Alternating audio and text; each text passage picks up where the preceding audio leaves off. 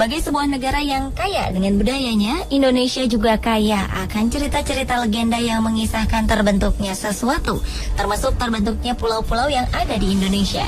Berikut 7 legenda terbentuknya pulau-pulau yang ada di Indonesia, versi On The Spot.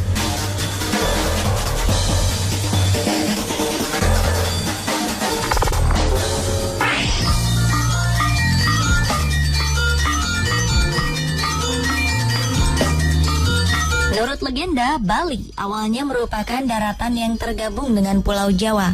Berawal dari kisah seorang Brahmana yang bernama Sidi Mantra, yang sangat kaya dan memiliki anak yang suka berjudi, yang bernama Manik Angkeran. Sang anak akhirnya mempertaruhkan harta kekayaan orang tuanya sampai habis, lalu berhutang pada orang lain. Melihat kesulitan anaknya, konon atas petunjuk Sang Yang Widi, Sidi Mantra menemui naga sakti, penjaga harta karun di kawah Gunung Agung. Setelah hutang terbayar atas bantuan naga, sayangnya Manik Angkeran tetap suka berjudi. Demi harta, sang anak menemui sendiri sang naga dan berhasil menipu. Karena marah, naga sakti pun membakar Manik Angkeran hingga meninggal. Sidi Mantra pun kemudian memohon agar naga menghidupkan kembali anaknya. Dan naga pun mengabulkan permintaan Sidi Mantra. Setelah keinginannya terwujud, dengan kesaktiannya, Sidi Mantra mengeluarkan mata air di antara tempat dia berdiri dan anaknya, agar sang anak dapat hidup terpisah dengan orang tuanya. Lama-kelamaan, tanah tempat mereka berdiri dipisahkan oleh air dan membentuk sebuah pulau kecil. Pulau yang terbentuk itu adalah Pulau Bali.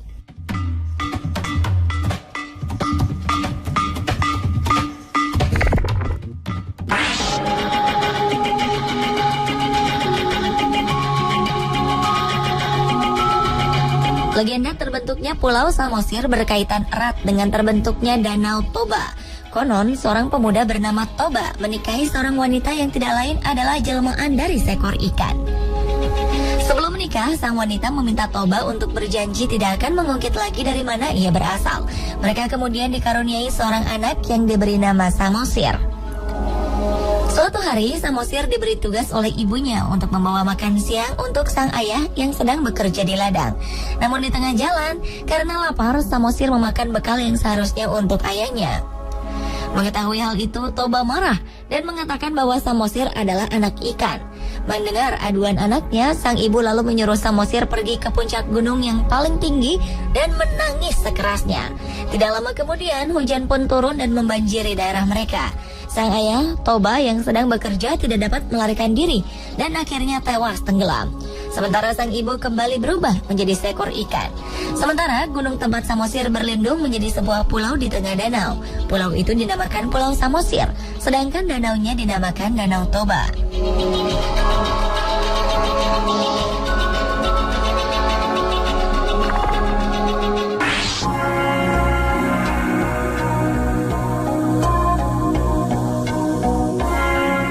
Asal-usul nama Madura berawal dari pembuangan seorang putri raja bernama Raden Ayu Tunjung Sekar ke hutan karena hamil padahal belum bersuami.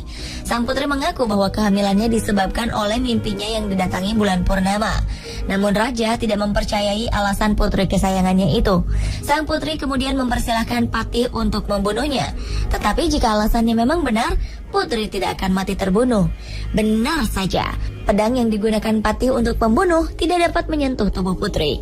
Patih lalu membuatkan rakit untuk putri yang sedang hamil ini dan menyuruhnya melarikan diri. Ketika sedang berlayar saat bulan purnama muncul, sang putri melahirkan seorang bayi laki-laki dan diberi nama Raden Sagara. Sagara dalam bahasa Madura artinya laut. Ketika sampai di darat, bayi yang baru berumur beberapa hari ini tiba-tiba meloncat dan berlari ke sana kemari. Bayi Sagara itu pun menemukan sebuah pohon bersarang lebah yang tersangkut. Namun seperti ingin memberi izin pada sang bayi, lebah-lebah yang tadinya berkerumun pada sarang itu menyingkir, sehingga bayi Sagara dan ibunya bisa minum madu. Sang putri pun menamakan pulau yang ditemuinya ini dengan nama Madura, yang berasal dari kata madu ara-ara, artinya madu di tengah yang lapang.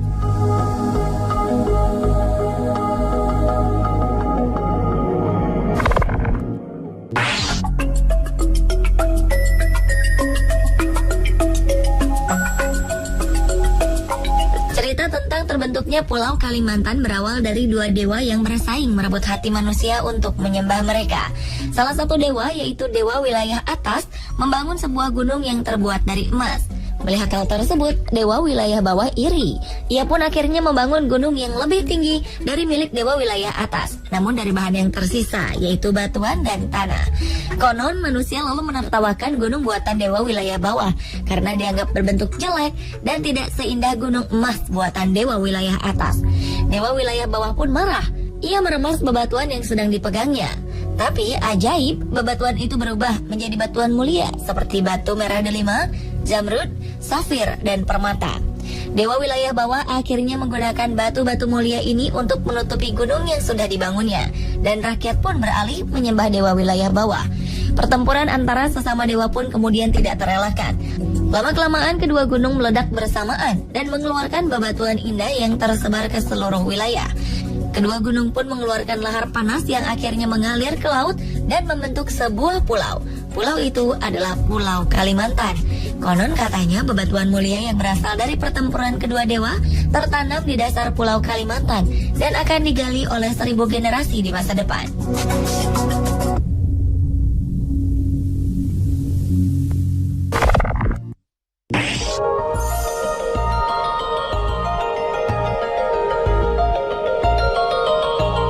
Masyarakat asli Belitung menyebut Belitong atau singkatan dari Bali terpotong. Legenda yang diturunkan dari orang tua menceritakan bahwa suatu ketika di Pulau Bali ada seorang raja yang memiliki putri yang cantik jelita.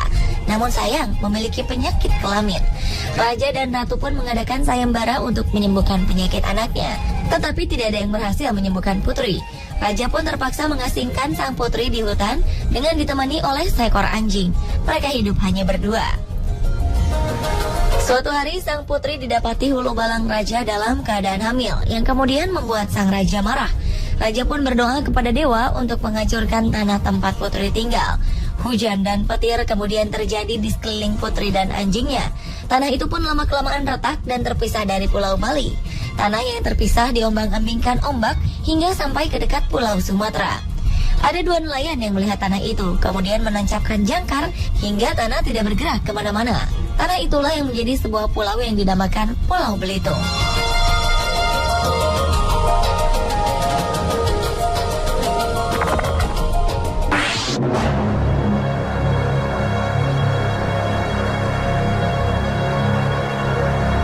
Pulau W merupakan pulau paling ujung Sumatera, salah satu pulau terluar di Indonesia. Pulau ini termasuk dalam wilayah daerah istimewa Aceh. Menurut legenda, pulau ini awalnya menyatu dengan Pulau Sumatera. Namun suatu hari terjadi gempa bumi dan hujan yang turun berhari-hari. Daratan paling ujung Sumatera akhirnya patah dan membentuk sebuah pulau yang tandus dan gersang. Lalu ada seorang putri jelita yang meminta pada Tuhan agar pulau tidak gersang sehingga penduduknya bisa hidup dari tanah itu. Putri pun membuang semua perhiasannya ke laut sebagai sesajen untuk doanya itu. Tuhan mendengar doanya. Hujan kembali turun dengan derasnya. Karena hujan deras itu terbentuklah sebuah danau di tengah Pulau W yang dinamakan Anek Laut. Putri itu sendiri akhirnya terjun ke dasar laut dan menjadi Pulau Rubiah yang letaknya berdekatan dengan Pulau W. Sementara perhiasan-perhiasan yang dibuang sang putri berubah menjadi terumbu karang yang indah yang mengelilingi Pulau W.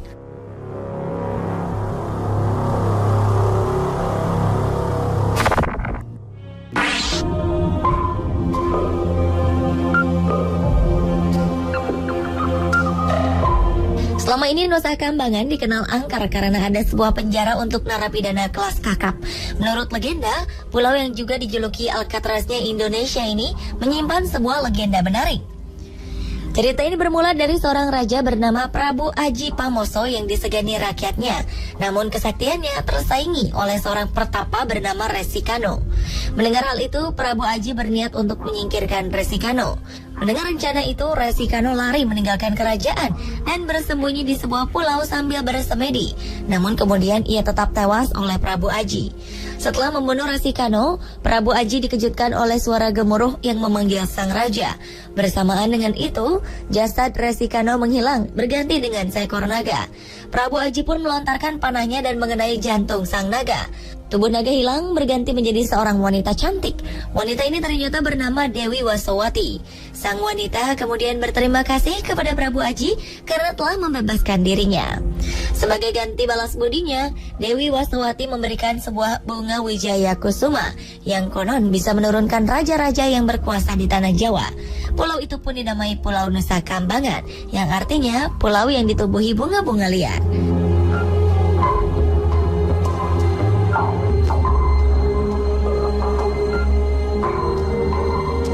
Pemirsa, itulah 7 legenda pulau-pulau di Indonesia.